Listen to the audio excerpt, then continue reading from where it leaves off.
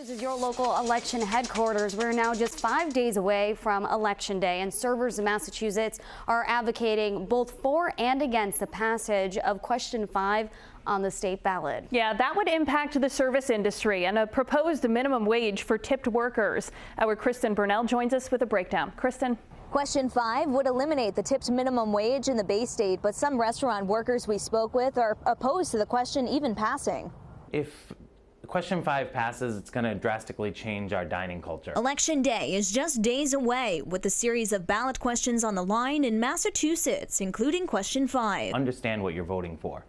You know, I think the questions are written in a very confusing manner, and I think it's important that we really do our homework before we go to vote. Under this proposed legislation, it would increase the minimum hourly wage an employer must pay a tipped worker to the full state minimum wage over 5 years. Currently, the servers in Massachusetts make a tipped wage, and if they don't meet the state's minimum wage, the employee has to pay that. With this new law, the employee would pay up to the minimum wage, which is currently $15.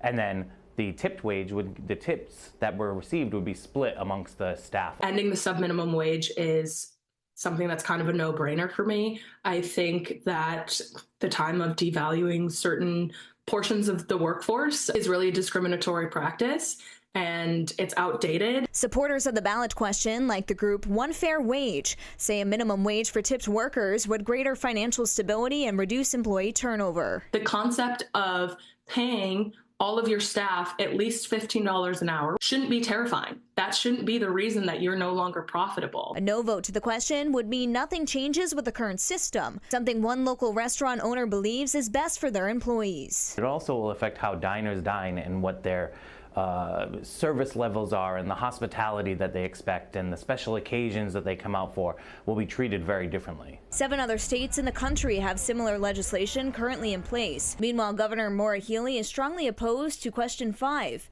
fearing it could lead to restaurant closures. Kristin Burnell, 12 News.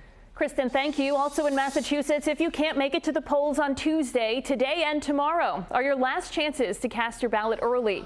Early voting ends tomorrow in the Bay State. So far, more than 27% of registered voters in the state have cast their ballots. That's about 1.4 million people. Many of those were mail-in ballots returned early, but more than 440,000 took advantage of early voting. If you live in Rhode Island, early voting ends on Monday. And you can scan this QR code on your screen to go to our complete voter guide. It has so many details, including where candidates stand on the big issues, how to find your polling place, and how to print out a sample ballot so you're prepared when you get to the voting booth. Again, you can scan this code or go to WPRI.com/vote.